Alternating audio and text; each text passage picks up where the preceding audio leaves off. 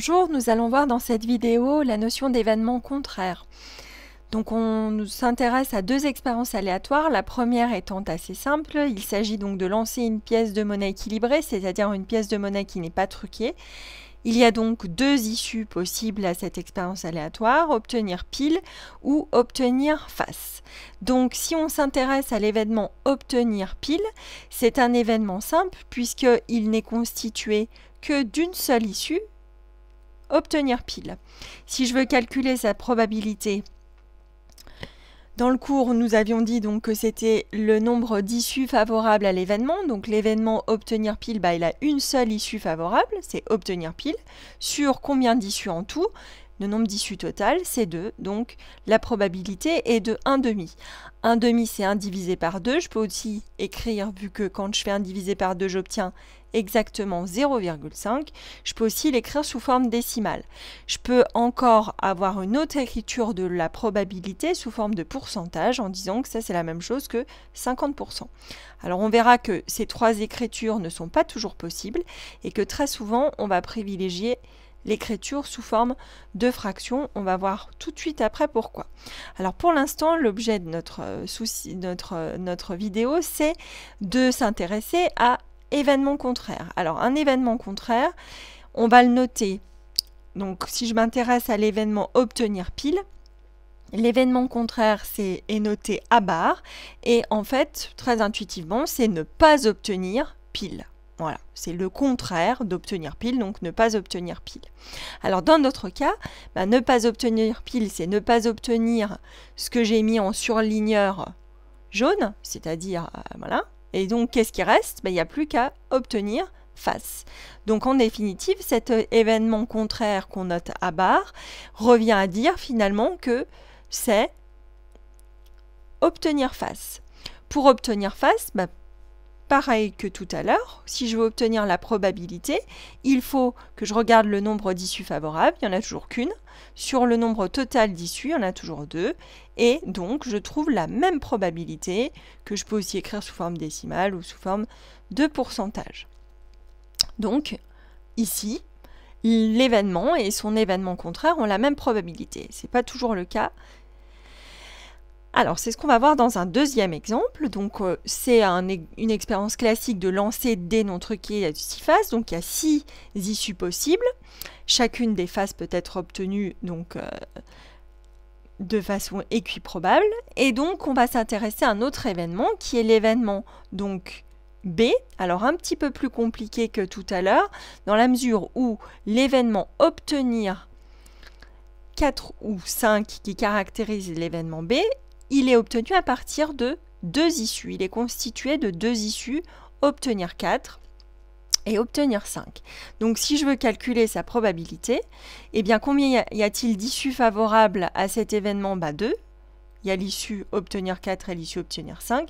Sur en tout, 6 issues au total possibles. Comme cette fraction a un numérateur et un dénominateur pair, on peut la simplifier par 2, ce qui nous fait que c'est 1/3. Et là, je ne peux pas donner, comme dans l'exemple précédent, une réponse sous forme d'écriture décimale. Pourquoi? Parce que 1/3, c'est 1 divisé par 3, et quand on effectue la division, cette division ne se termine jamais. Donc là, quand on va vouloir donner la probabilité exacte, on sera obligé de laisser sous forme de fraction. Si on me demande une valeur approchée, je pourrais effectivement dire que c'est à peu près 0,33 si je m'arrête au centième, et donc à peu près 33%, mais ce ne sont pas des valeurs exactes. Donc, dans ce cas-là, il est préférable de donner sous forme de fraction la réponse. Alors, le contraire de l'événement B, donc va se noter B bar, et d'après ce qu'on a dit tout à l'heure, c'est ne pas obtenir 4 et ne pas obtenir 5. Et dans ce cas-là, donc, c'est ne pas obtenir ce que j'avais mis en surligneur jaune. Donc, ça veut dire que c'est obtenir le reste. À savoir, obtenir 1, obtenir 2, obtenir 3 ou obtenir 6. Donc, en définitive, mon B bar, mon événement contraire de B, c'est ne pas obtenir 5 ni obtenir 4. Mais ça revient à dire j'obtiens 1 ou 2 ou 3 ou 6. Et donc, pour calculer la probabilité, eh bien, combien est-ce qu'il y a d'issues favorables? Il y a obtenir 1, 2, 3 ou 6, c'est-à-dire 4 issues favorables, sur en tout 6. Comme tout à l'heure, le numérateur et le dénominateur étant pairs, on peut simplifier cette fraction. Et donc, quand je simplifie, ça me donne 2 tiers. Pour les mêmes raisons, 2 divisé par 3 faisant 0,666 et s'arrêtant jamais, on va préférer laisser sous forme de fraction la réponse de la probabilité. Donc là, si je récapitule ce qu'on vient de faire, ce qu'il faut retenir, c'est la notation.